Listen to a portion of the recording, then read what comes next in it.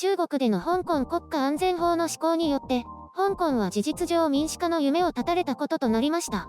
中国共産党体制を批判したり、独立を意味するものを持っていたり身につけているだけでも逮捕されるほどの不自由さです。韓国政府はこれに対して明確な態度を示していません。昨年末に行われた日中韓3カ国首脳会談でも、人権派弁護士出身であるムン・ジェイン大統領はこれについて明確な姿勢を示していません。それどころか中国新華社通信など中国国営メディアはムン・ジェイン大統領が、韓国は香港でも新疆に関連した問題でも全部中国の内政だと認識すると話したと報じて波紋を呼びました。ムン・ジェイン大統領が香港や新疆ウイグルの人権問題を問題視していないような印象を与えました。この報道を受けて韓国大統領府は、香港と新疆問題に対して習近平中国国家主席が、この問題は中国の内政問題、と説明し、ムン・ジェイン大統領は習主席の話をよく聞いたという趣旨の発言をしただけ、と釈明しました。外交部がこれに対して訂正を要求しましたが、中国側の反応は伝えられていません。憂慮や懸念を表明した安倍首相との違いが鮮明となりました。中韓中国大使館関係者は、香港国家安全法の内容を韓国外交部と共有した。香港国家安全法の必要性を説明した、と話しています。中韓中国大使は24日、中国国営 CCTV のインタビューで、中韓は友好的な近隣諸国として核心問題に対するお互いの立場を尊重してきた。香港問題も例外でない。韓国側の理解と支持を得ると信じる、などと話しましたが、韓国政府関係者は、中国の立場について十分に共有を受けたが、支持の有無を明らかにしてはいない、と話しています。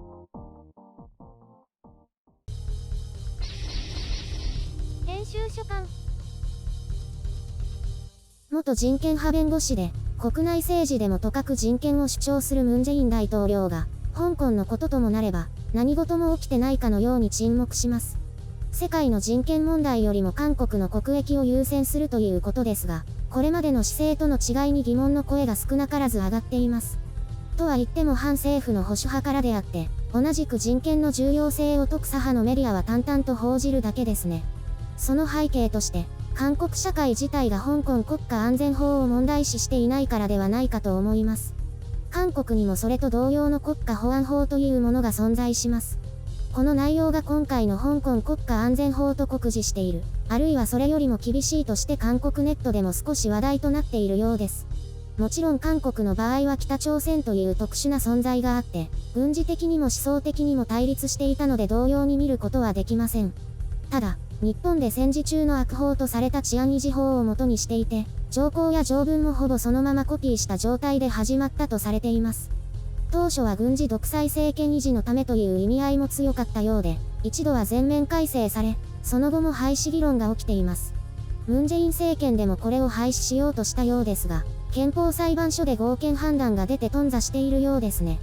香港国家安全法では反国家行為を行った場合、例えば香港を独立させようとした場合ですね。最大で無期懲役ですが、韓国国家保安法の場合は死刑のようです。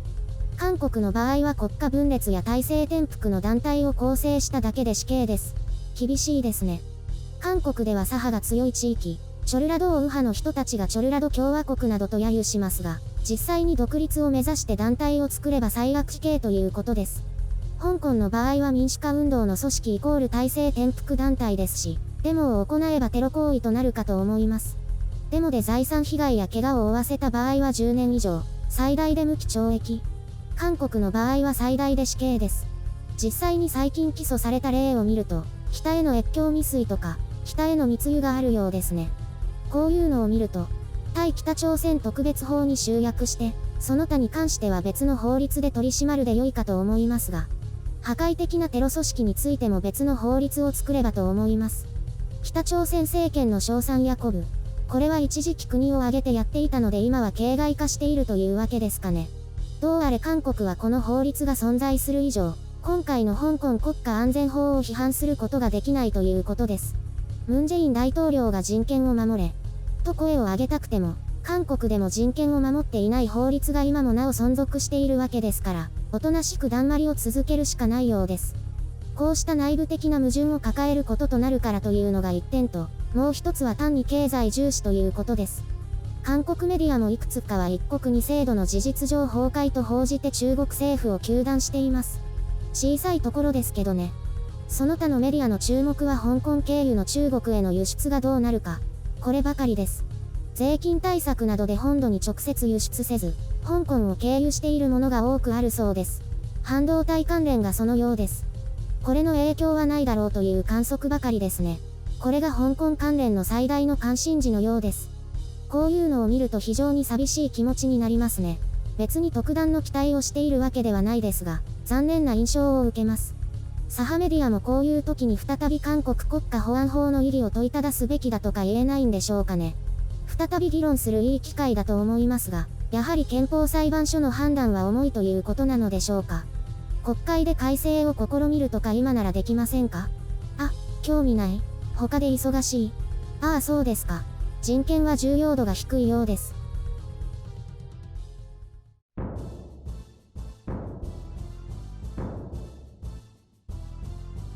昨日はたくさん逮捕されたみたいですね。旗を持っていたり T シャツを着ていたり、プラカードを持って歩いていてもダメですからね。本格的ですよね。それなのに香港の人も勇敢ですね。逮捕されると分かっているのに。それだけ民主主義を渇望しているんですよ。完全に失うかどうかの瀬戸際ですから。日本はラッキーですよね。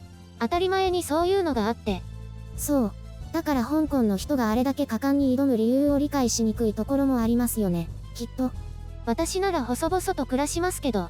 どうあれ危機的状況が絶望的状況になったということです。国際社会の力及ばずという声もありますが、どうしようもないですよね。これからは支援すると罰せられるということですよね。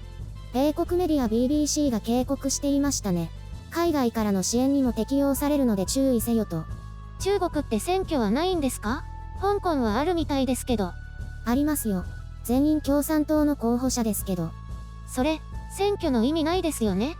一応選挙で選ばれたっていうのが重要だと勘違いしてるんじゃないですかね。異常選挙ですね。普通じゃないです。そういえば韓国も同じものがあるという話ですけど。韓国は特殊な事情がありますからね。それを言えば中国にとっても特殊な事情じゃないですか？まあそうだね。あ、今の鋭いってことですね。そうですね。だから理解してるんじゃないですかね。韓国の場合は時代とともに変わるべきだと思いますけど。変えないんですね。廃止じゃなくて改正ならできると思いますけど、やらないんですよね。廃止で頓挫したからか。やっぱりあまり興味がないってことですか？そうらしいですよ。これって日本にも似たようなのがあります？ありません。同じようなものがあるのは中国、北朝鮮、ロシアです。あっち側の人たちじゃないですか。ええ、あっち側の人たちですよ。韓国はそれでいいんですかね？だから特殊事情があるってことで納得しているようですね。特に右派の人たちが。そのうち日本を称賛しても捕まるんじゃないですか？法解釈にもよりますが、条文を見る限りではありえます。可能性は極めて低いでしょうけど、今のところ。昨日といい今日といい、すごく勉強になりました。偉くなった気分です。どういたしまして。でもすぐ忘れるでしょ？えへ。えへっじゃないって。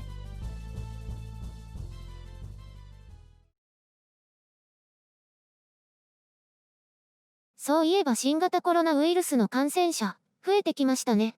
そうですね。私はテレワーク復活を期待せずに待ってます。